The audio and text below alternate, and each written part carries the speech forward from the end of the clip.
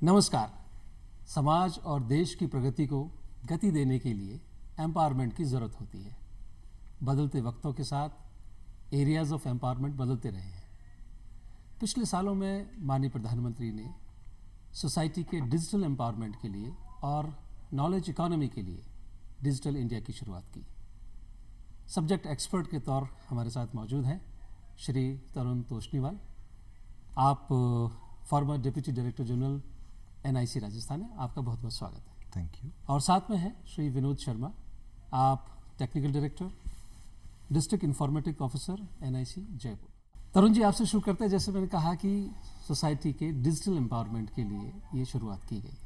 So in what way digital India has influenced, turned, altered, changed the societal responses, behaviour?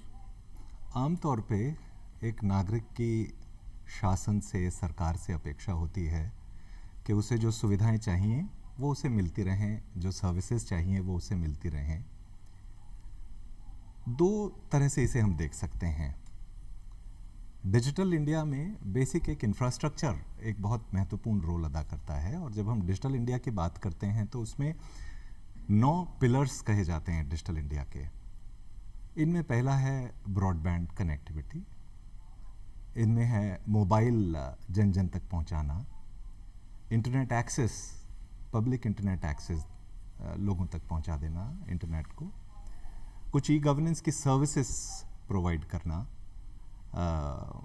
सभी सरकारी departments के अंदर, IT को jobs के लिए इस्तेमाल करना, ई क्रांति, और इसी तरह करके 9 पिलर्स हैं डिजिटल इंडिया के। पर जब हम सरकार के परिप्रेक्ष्य से देखते हैं, सुशासन की अगर हम बात करते हैं, गुड गवर्नेंस की बात करते हैं, 2 पहलू होते हैं। एक तो आधारभूत ढांचा तैयार करना, मसलन सड़कें तैयार करना, हॉस्पिटल्स तैयार करना, शाला पाठशालाएं बनाना, आंगनवाड़ी क्रिएट करना। ये आप बना तो लेंगे, लेकिन यदि इनके बारे में सूचनाओं का संचार अगर प्रॉपरली नहीं होगा, अगर हमें ये पता नहीं लगेगा कि हमारे किस हॉस्पिटल में डॉक्टर नहीं है, अगर हमें ये पता नहीं लगेगा कि हमारे किस राशन की दुकान पे अनाज नहीं है, तो शायद हम लोगों को ये रिसोर्सेज होने के बावजूद सही व्यवस्था नहीं दे पाएंगे। तो इसीलिए डिजिटल इंडिया जो है वो इस आधारभूत ढांचे को कॉम्प्लीमेंट करता है, और ये मिल के एक सुशासन की व्यवस्था के लिए ज़रूरी है। डिजिटल इंडिया सुशासन के लिए क्यों महत्वपूर्ण है? वो इसलिए कि हमने इसमें आधारभूत ढांचे के तहत ब्रॉडबैंड कनेक्टिविटी की बात की।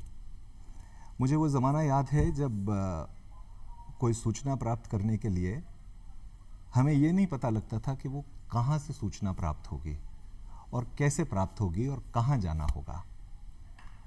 ब्रॉडबैंड आपको जो डिजिटल इंडिया कार्यक्रम के तहत ब्रॉडबैंड से कनेक्टिविटी प्रोवाइड की गई, हमारे देश के लगभग सभी गांवों में हमने ब्रॉडबैंड कनेक्टिविटी प्रोवाइड कर दी है। ज़िला पंचायत के ग्राम पंचायत के स्तर तक हमने ब्रॉडबैंड कनेक्टिविटी प्रोवाइड की है। इंटरनेट एक्सेस हमने इसी डिजिटल इंडिया के प्रोग्राम के तहत लगभग 83% लोग भारत में अब इंटरनेट को यूज़ करते हैं। अपने आप में बहुत बड़ा फिगर है, और अगर बहुत से देशों को देखा जाए तो आप पाएंगे कि ये हमारी टोटल जो ई-कॉमर्स या ई-गवर्नेंस की व्यवस्था है उसे स्थापित करने में बहुत हद तक मदद करता है। पब्लिक इंटरनेट एक्सेस, हर इंसान को, हर आदमी को पब्लिकली हम इंटरनेट पे एक्सेस दे सकें, वो इंटरनेट को एक्सेस कर सके, उस पर सुविधाएं मिल सकें, इस तरह की व्यवस्थाएं हमने CSC के माध्यम से की, सिटीजन सर्विस सेंटर्स के माध्यम से की। भारत, आपको जान के खुशी होगी, दुनिया में दूसरा ऐसा देश है जहां पे सबसे ज़्यादा लोग मोबाइल इस्तेमाल करते हैं। जी। करीब 44 करोड़ लोग भारत में, या उससे थोड़े ज़्यादा ही होंगे, मोबाइल को इस्तेमाल करते हैं। स्मार्टफोन्स बहुत सारे लोग, इनमें से काफ़ी प्रतिशत बड़ा स्मार्टफोन्स को प्रतिशत इस्तेमाल स्मार्टफोन का है। और स्मार्टफोन्स के साथ फिर हम सब जानते हैं कि जब हम ई गवर्नेंस की कल्पना कर रहे थे तो उसी के साथ मोबाइल गवर्नेंस की बात भी होने लगी और उसमें स्मार्ट गवर्नेंस का बहुत बड़ा योगदान है। तो इन पे क्या क्या सर्विसेज दी जाती हैं? मुझे लगता है कि बचपन में हम देखा करते थे, बिजली का बिल जमा कराना था या पानी का और मोबाइल फ़ोन का, तो लगभग 1.5-2 दिन का काम होता था। आपको ऑफ लेना पड़ता था, स्कूल से छुट्टी लेके, या पिताजी कुछ ऐसा किया लंबी करते प्रक्रिया थे। थी, लंबी tedious प्रक्रिया process। थी और लंबी लाइन में खड़े हो। जी जी। राशन की दुकान पे आप जाते थे, 1 2 3 चक्कर लगाते थे और तब पता लगता था कि अभी तो कुछ चीज़ आई नहीं है। ऐसा लोगों के साथ होता था। आज आप घर बैठे जिन कामों में 2 दिन लगते थे, इस डिजिटल इंडिया की बदौलत आप ये सारे काम सिंगल क्लिक पर है, शायद जो 2 दिन लगते थे वो 2 मिनट में कर लेते हैं। वो भी घर बैठे। घर बैठे, बिल्कुल। जीवन आसान हो गया। तो कुल मिला के डिजिटल इंडिया ने हमारे नागरिकों का जीवन आसान बनाने में बहुत मदद की है। आप एम्पावरमेंट की बात कर रहे थे। सो डिजिटल इंडिया का ये जो स्लोगन है, पावर टू एम्पावर, सामर्थ्यवान बनाने की शक्ति। सामर्थ्यवान किसे बनाना? अपने नागरिकों को सामर्थ्यवान बनाना, सरकार के विभिन्न डिपार्टमेंट्स को सामर्थ्यवान बनाना, और बिजनेस को सामर्थ्यवान, व्यापार के लोगों को सामर्थ्यवान बनाना। तो सामर्थ्य सभी के लिए डिजिटल इंडिया के माध्यम से। मुझे लगता है जब हम आगे बातचीत करेंगे, प्रीफेस बिल्कुल आपने अप्रूव कहा कि पावर टू एम्पावर जी, और आपने देखी कि जहां हम लोग, हमारी सुनवाई नहीं थी, वो अब सब कुछ एक सिंगल क्लिक पर है, ऐप के ऊपर उपलब्ध हो चुका है। तो जो ट्रांसपेरेंसी थी, स्पीड थी सॉल्यूशंस की या इंफॉर्मेशन एक्सचेंज ऑफ इंफॉर्मेशन की, वो ड्रास्टिकली इम्प्रूव हुई और एक बड़ा प्रतिशत है कि 83% लोगों तक हमारी रीच हो गई है, जो शायद बहुत सारे देशों में अभी एक सपना के तौर पर ही है। विनोद जी, आपकी तरफ आता हूँ। डिजिटल लिटरेसी की आवश्यकता, पहले लिटरेसी पर हमारी सरकारों ने काफ़ी काम किया, डिजिटल लिटरेसी को किस तरह से इस मिशन में एड्रेस किया गया है? देखिए, कोई भी, अब जैसे माने हम अभी डिजिटल इंडिया की बात हो रही है, उसका मतलब है कि हमारी जितनी भी सेवाएं हैं सरकार की तरफ से, गवर्नेंस की बात है, उन सारी की सारी सेवाओं को हम, जैसे अभी साहब ने बताया कि कंप्यूटराइज करके या आईटी के थ्रू हम बहुत फास्ट भी कर सकते हैं और बहुत आसान भी कर सकते हैं। परंतु इसके साथ में ये भी ज़रूरत है कि जो भी हमने कोई पावर दी है, मतलब आईटी से रिलेटेड अगर हमने कुछ प्रोजेक्ट्स या इस टाइप का जो डिजिटल इंडिया के माध्यम से दिया है, उसको समझने की क्षमता भी लोगों में चाहिए। सही बात है, नई अब तकनीक है, हमने उसके लिए एक्यूमेंट तो चाहिए। बना तो दिया, पर बनाने के साथ में लोगों को पता ही नहीं है उपयोग कैसे करना है। तो ये सबसे इम्पॉर्टेंट कंसेप्ट है कि वो लोग इस सारे की सारी जो भी डिजिटल इंडिया के माध्यम से जो सुविधाएं प्रोवाइड कराई जा रही हैं सरकार के माध्यम से, उनको समझने की क्षमता भी हो, उनके अंदर इतनी साक्षरता आए कि वो उन सारी की सारी चीज़ों को ग्रैस्प कर पाएँ, उनका फ़ायदा उठा पाएँ। तो पहले तो इसमें, क्योंकि ये एक साथ सबके लिए संभव नहीं, इसलिए सबसे पहले तो CSC और ई मित्र, इनके माध्यम से एक सपोर्ट दिया गया। भाई आपको फॉर्म भरना है, आप वहाँ चले जाइए, तो वो आपको सपोर्ट करेंगे, आपका फॉर्म वगैरह सब फिल करा कर भेज देंगे। अब हर चीज़ एक तरह से हम देखें तो कंप्यूटराइज हो गई है। आपको कहीं मूल निवास बनवाना है और कुछ भी करवाना है, तो ये छोटी छोटी चीज़ें हैं जिनकी हर किसी को ज़रूरत पड़ती है। राशन कार्ड बनवाना है, सारी चीज़ें ऑनलाइन है। अब वो फॉर्म कहाँ भरे, कैसे भरे, क्या करे, तो ये बहुत इंपॉर्टेंट कंसेप्ट है। इसके अलावा और बहुत सारी संस्थाएं हैं जो इस कंसेप्ट को लेकर के चल रही हैं, और इस समय कंडीशन ये है कि आप ये मानिए 74% कंप्यूटर या आईटी लिटरेसी हो चुकी है, यूज़ करने लगे हैं। फिर सबसे अच्छा जो इसमें लाभ मिला है लोगों को, वो मिला है मोबाइल से। जी। ये ऐसी चीज़ है, हर किसी के हाथ में आ गई है। कंप्यूटर तो हर किसी के हाथ में आसानी से हो नहीं सकता, तो इसके माध्यम से इसमें भी सारा वही कंसेप्ट्स हैं, वही चीज़ें हैं। आप नेट भी ओपन कर सकते हैं, आप वेबसाइट्स भी खोल सकते हैं। तो धीरे धीरे काम करते करते लोगों को अपने आप समझ में आ रही हैं चीज़ें, क्योंकि आवश्यकता आविष्कार की जननी है। उनको पता लगा कि मुझे ये काम करना है, तो वो फिर उसमें माथापच्ची करके किसी न किसी तरह से उस कंसेप्ट को पकड़े और धीरे धीरे सीखता चला जाएगा। बहुत सारे उदाहरण हम देखते हैं। गवर्नमेंट में हम लोगों ने भी, NIC ने भी इस पर बहुत काम किया है। एनआईसी में भी जगह जगह कॉलेजेस में, स्कूल्स में इस प्रकार के अलग अलग वो अब जैसे मान लीजिए ये अभी डिजिटल इंडिया में एक बहुत इम्पोर्टेंट कंसेप्ट है कि ट्रांजैक्शंस जो हैं वो ऑनलाइन करें हम। जी तो उसको लेकर हमने यहाँ कलेक्ट्रेट से भी बहुत बड़ा अभियान चलाया था, कॉलेजेस में जगह जगह, मतलब वो करीब 5-6 महीने तक चला था। वो इसी को लेकर के था कि कैसे हम ऑनलाइन ट्रांजैक्शंस कर सकते हैं, उसके क्या क्या कंसेप्ट्स हैं, किन किन चीज़ों को हम उसमें उपयोग कर सकते हैं।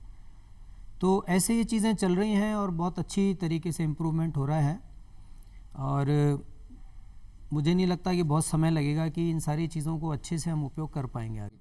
वर्ष 2015 में शुरुआत करके और इतनी बड़ा प्रतिशत हासिल कर लेना निश्चित तौर पर दूरदर्शी पॉलिसीज़, डेडिकेटेड टीम और फेयर इंटेंशन के साथ ही ये संभव हो पाया है।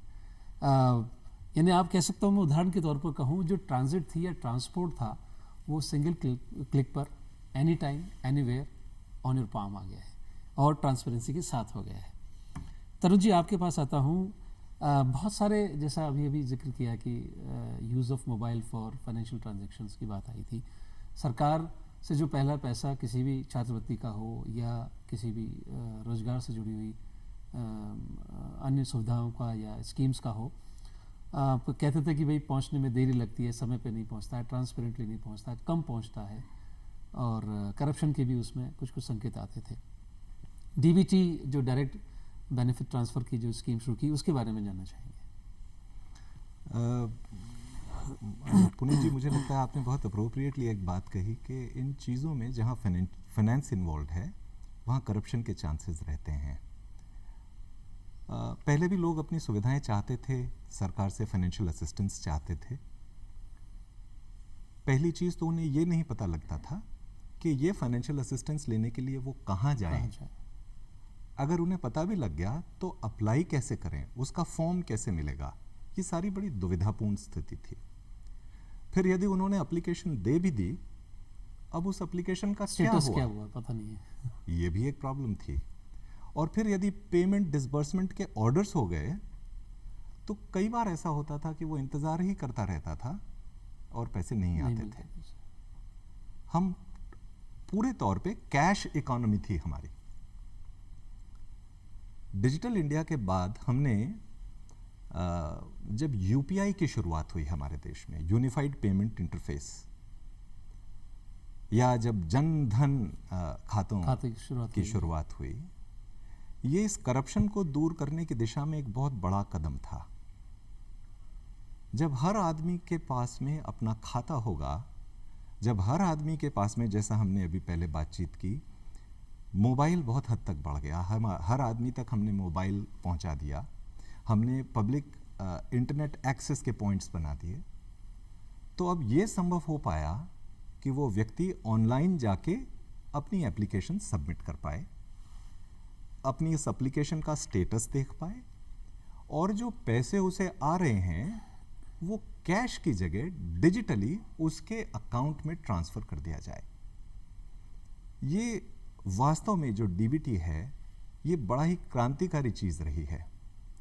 मुझे याद है सरकार की योजना है जननी सुरक्षा योजना, जी जी, जिसमें हर प्रसूता को प्रसव के बाद में कैश कुछ दिया जाता है ताकि वो अपनी बच्चे की और खुद की देखभाल कर सकें।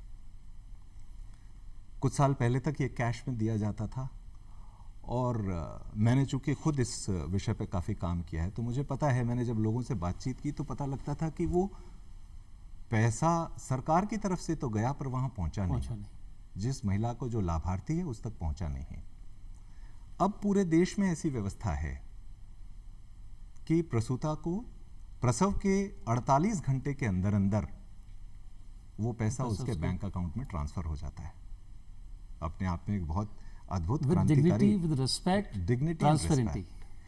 इसके लिए उसे किसी से मांगना नहीं है, ये एक ऑटोमेटिक प्रोसेस है। ये स्वास्थ्य के क्षेत्र में हुआ।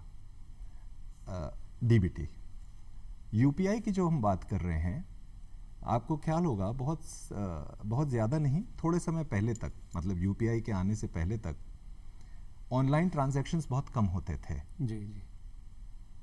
देश भर में जितने ट्रांजैक्शंस होते थे, जितने सारे वेंडर्स हैं, जितने सारे दुकानदार हैं, जितने सारे बिजनेस हाउसेस हैं, उनमें से लगभग 95 लाख से 1 करोड़ के बीच में ऐसे थे जो कि क्रेडिट कार्ड या ऑनलाइन ट्रांजैक्शंस को 2000 मतलब 14-15 से पहले तक एक्सेप्ट करते थे।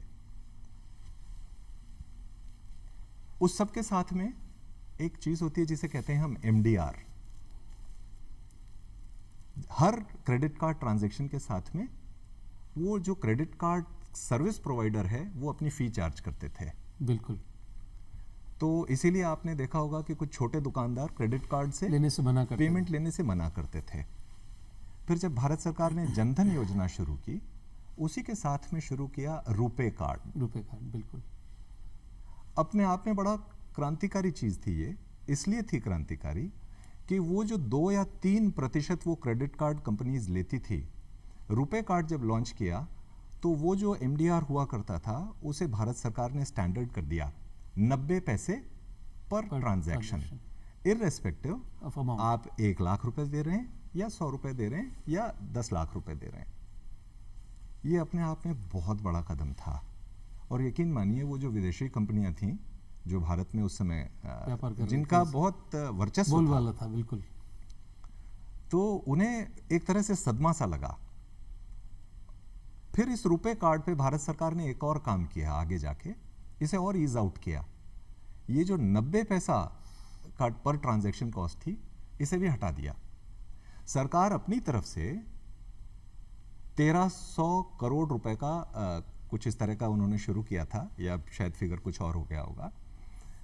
जो इश्यूअर बैंक है, यानी जो जहां से पैसा जाएगा, जी, जी। और जो रिसीवर बैंक है, इन दोनों को अपनी तरफ से पैसा देने लगी, क्योंकि इनके कुछ सर्विस कॉस्ट होंगी, तो सरकार की तरफ से ये वहन किया जाने तो लगा। जनता के बिहाफ पर सरकार ने जिम्मेदारी ली, जिससे जीरो प्रोसेसिंग फीस पर या जीरो ट्रांजैक्शन फीस एग्जैक्टली। तो वो जो MDR था वो बिल्कुल हट गया। यानी आप अपने कार्ड के जरिए बिना किसी अतिरिक्त शुल्क के ट्रांजैक्शन कर सकते थे। ये अगेन अपने आप में बहुत अद्भुत चीज थी। अब जो UPI की हम बात कर रहे हैं, UPI इतनी पावरफुल चीज है और ये भारत की अपनी खुद की डेवलपमेंट है। दुनिया में कहीं पे भी भारत से पहले UPI जैसे पेमेंट इंटरफेसेस नहीं थे। जब भारत ने UPI शुरू किया, और जिस तेजी से, मुझे लगता है कोविड ने भी इसमें काफ़ी कुछ हेल्प किया इसके प्रसार में।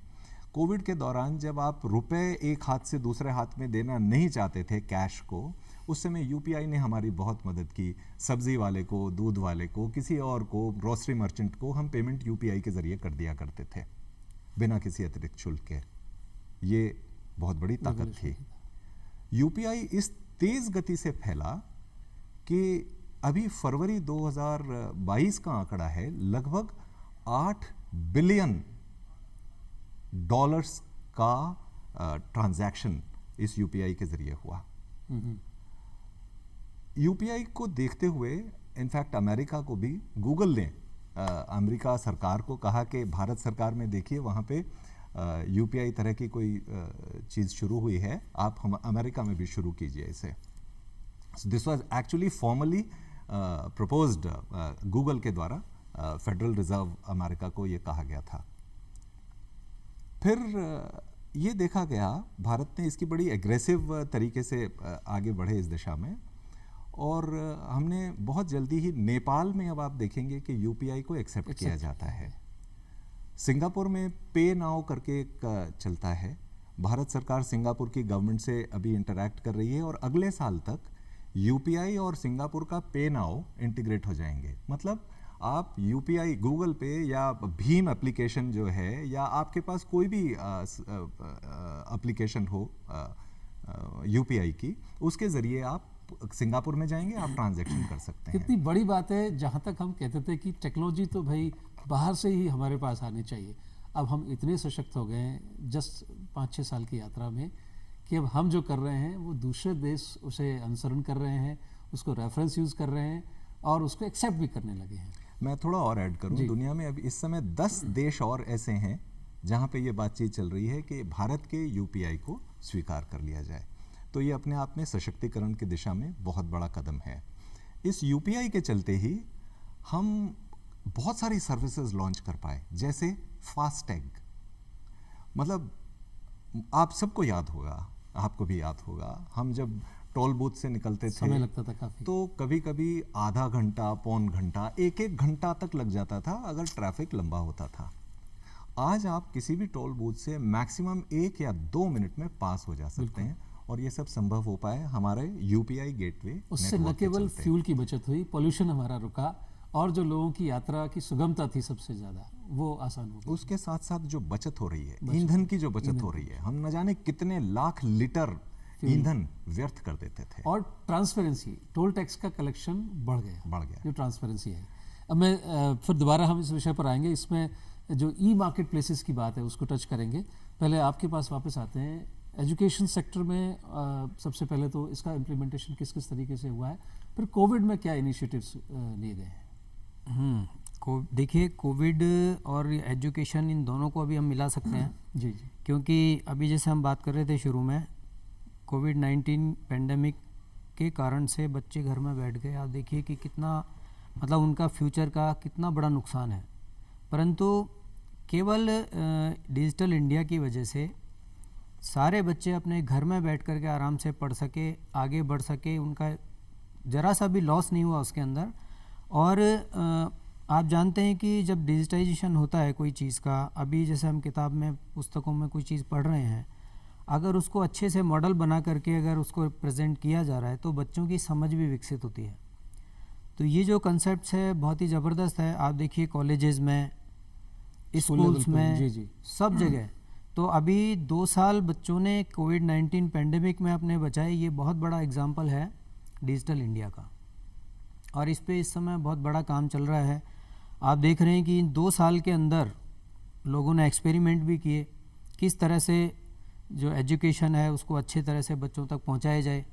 तो ये इन दिनों में और भी ज़्यादा इम्प्रूव हुआ है। अफोर्डेबल एजुकेशन और education to the last person और the remotest area where schools are not that good in comparison to other places, urban areas especially, और एक ऐसा प्रोफेसर जो अपने विषय का विशेषज्ञ हो और गांव में बैठा व्यक्ति उसे कैसे लाभ ले सके, कैसे जुड़ सके, वो सब मुझे लगता है कोविड के दरमियान हमारा जो प्रोसेस था वो और एक्सेलरेटेड हो गया। बिल्कुल बिल्कुल, मतलब ये सब कुछ, it was inevitable, we were planning to happen this way, पर शायद कोविड ने हमको ब्लेसिंग इन डिस्गाइज किया कि हम बाय फोर्स हमने परिवर्तन को एक्सेप्ट किया, और उससे हमें सब जन जन को बेनिफिट मिला। Coming back to you, e market places में किस तरह से डिजिटल इंडिया ने प्ले किया है? दोनों ही क्षेत्रों में हुआ। निजी क्षेत्रों में जहां बहुत सारी कंपनियां ई कॉमर्स करने लगी, और ई कॉमर्स के ज़रिए कंपनियों ने, बिजनेस हाउसेज ने अपना सामान लोगों तक बेचना शुरू किया। डायरेक्ट हम घर बैठे बिना बाजार गए सामान अपने घर पे मंगाते हैं, और हम सभी मंगाते हैं, हम सब जानते हैं इसके बारे में। लेकिन जो एक और ख़ास काम हुआ वो हुआ सरकार में। GeM, government e market place, सरकार ने ये एस्टैब्लिश किया। हम में से जो लोग सरकारी नियम कायदों के बारे में जानते हैं उन्हें पता होगा कि पहले DGS&D रेट कॉन्ट्रैक्ट करके हुआ करते थे। किताब पब्लिश होती थी, उसमें से देख के हम सामान खरीदा करते थे। कुछ सामान रहते थे, कुछ नहीं रहते थे, कुछ पुराने होते थे, कुछ कैसे भी होते थे। लेकिन गवर्नमेंट ई मार्केट प्लेस अपने आप में एक नायाब कॉन्सेप्ट है। जैसे आप किसी प्राइवेट वेबसाइट पे जाते हैं, सरकारी विभाग किसी भी चीज़ को खरीदने के लिए government e market place GeM की वेबसाइट पे जाते हैं, और उन्हें जो कुछ भी खरीदना होता है, एक फाइनेंशियल लिमिट है। आज की तारीख में 50,000 रुपये, 50,000 रुपये तक का सामान बगैर किसी बिड के ऑनलाइन डायरेक्ट इंस्टेंटली खरीद सकते हैं, है ना। दूसरी बात है बिडिंग। आपको कोई स्पेशलाइज्ड चीज़ चाहिए, मसलन आप कंप्यूटर खरीदना चाहते हैं, या आप कार खरीदना चाहते हैं, एयर कंडीशनर्स खरीदना चाहते हैं, आपको टेक्निकल उनके स्पेसिफिकेशंस पता नहीं है, तो बिडिंग करने में भी ये जेम का जो प्लेटफॉर्म है ये आपकी मदद करता है। आपके लिए बिड तैयार करता है, ऑनलाइन बिड फ्लोट होती है। जो बिजनेस हाउसेज हैं, वेंडर्स हैं, वो ऑनलाइन उस पे बिड करते हैं, टेंडर पे बिड करते हैं। तो ये एक ऐसी चीज़ है जो कि सरकार के कामकाज को बहुत पारदर्शी बना देती है। जहाँ पहले हम सुना करते थे कि इस टेंडर में ये गड़बड़ हो गई, इस टेंडर में ये गड़बड़ हो गई, जब से ये ऑनलाइन प्रोसेस बना है, जेम का प्रोसेस बना है, तब से ये सारी चीज़ें काफ़ी हद तक हैंडल की जा चुकी हैं। और इसमें सबसे इम्पॉर्टेंट बात यह है कि यदि कोई सर्विस, कोई प्रोडक्ट अगर आपको जेम पे दिख नहीं रहा है, आप रिक्वेस्ट करें, थोड़े दिनों में वो एम्पैनल हो जाता है। तो अपने आप में गवर्नमेंट की ट्रांसपेरेंसी बढ़ाने में, करप्शन कम करने में, हटाने में एक बहुत बड़ी और सुविधापूर्ण बहुत है। आप अपने ऑफिस में बैठे बगैर किसी कहीं गए, आपको कंप्लीट मार्केट प्लेस ऊपर दिख रहा है सामने अपने स्क्रीन पे, और आप उससे प्रोक्योरमेंट कर सकते हैं, सर्विसेज प्रोक्योर कर सकते हैं, प्रोडक्ट्स प्रोक्योर कर सकते हैं। So that is an amazing, बहुत अच्छी सुविधा है सरकार की तरफ से। जी, कुछ वर्षों में ही इतना कुछ परिवर्तित हो जाएगा ऐसा किसी ने सोचा नहीं था, लेकिन हम सबके विश्वास से और हम सबके प्रयास से ये संभव हो पाया है। मैंने कहीं पढ़ा था कि जब कोई काम नहीं होता था तो लोग ये कहते थे कि यार ये काम हो नहीं सकता, तो किसी सफल व्यक्ति ने कहा ये काम हो नहीं सकता या ये काम आपसे नहीं हो सकता। बस यही डिफरेंस था, वही भारत है, वही आप और हम हैं। लेकिन पिछले 5-6 सालों में हमने इतना कुछ तेज़ी से बदला है और पूरी दुनिया के सामने रेफरेंसेस सेट किए, नए नए प्रोडक्ट्स, इनोवेशंस, आइडियाज़, और अपने आप को एक इंटरनेशनल पावर के फॉर्म में हमने प्रोजेक्ट किया। एक हमारे बारे में जो दूसरे देश परसेप्शन रखते हैं वो एक अलग तरह की शक्ति का भास होता है। लोग हमारी तरफ देखते हैं। कोविड के टाइम में आपने देखा कि हमने दूसरे देशों को मदद की, और हमारे आईटी प्रोफेशनल्स तो पूरे विश्व में पहले माने जाते ही रहे हैं। अब वही आईटी प्रोफेशनल अपने ही देश की सुविधाओं को और अपने सिस्टम्स को बेटर बनाने के लिए काम कर रहे हैं। चलते चलते 1 मिनट में आखिरी सवाल तरुण जी आपसे, माईगॉव सरकार हमारे लिए कर रही है, हम भी सरकार से जुड़ के अपनी बात रख सकें। 30 सेकंड में जानना चाहेंगे माईगॉव प्लेटफॉर्म की यूटिलिटी पब्लिक के लिए। तो ये सुशासन का एक बहुत महत्वपूर्ण अंग है, जहाँ पहले मुझे नहीं पता था कि मैं सरकार तक कैसे अपनी बात पहुँचाऊँ। माईगॉव मुझे एक ऐसा प्लेटफॉर्म देता है जहां मैं सरकार को ये बता सकता हूं मुझे क्या चाहिए। यदि मेरा कोई सुझाव किसी एक सिस्टम को, किसी एक व्यवस्था को सुधार का है, तो मैं वहां जाके अपनी बात कह सकता हूं, और फिर उन सारे विचारों को संकलित करके, उन पे मनन करके, और यदि उसमें से कोई वर्थफाइल सुझाव होता है तो उस पर सरकार कार्रवाई करती है। ये एक पार्ट। दूसरा पार्ट, यदि आपको सरकार से सुविधाएं पाने में कोई दिक्कत है तो क्या करें, तो उसके लिए भी सरकार ने एक प्लेटफॉर्म बनाया है, CPG रैम्स। आप अपनी शिकायत, किसी भी सरकारी विभाग या कर्मचारी से संबंधित अगर कोई शिकायत है, आप online prime minister grievance redressal portal, वो प्राइम मिनिस्टर से लेके किसी भी पूरी व्यवस्था में किसी से भी आपको अगर शिकायत है तो आप वहां तक वो शिकायत कर सकते हैं ऑनलाइन। किसी नागरिक को शक्तिशाली बनाने में, सुशासन की ओर बढ़ने में, ये दोनों चीज़ें बहुत महत्वपूर्ण हैं। मैं अपनी बात कह सकता हूँ, मुझे सर्विसेज ऑनलाइन मिल सकती हैं, मैं अपनी शिकायत दर्ज कर सकता हूँ। ये सब डिजिटल इंडिया नए की तरफ भारत से के निर्माण में सरकार ने बहुत कुछ किया है, कर रही है, पर क्या आप अपनी भूमिका समझ पा रहे हैं, और भारत के योगदान में आप अपने आप को कैसे यूज़फुल बना सकते हैं? महत्वपूर्ण ये है। डिजिटल इंडिया के इस प्रोग्राम में आज बस इतना ही।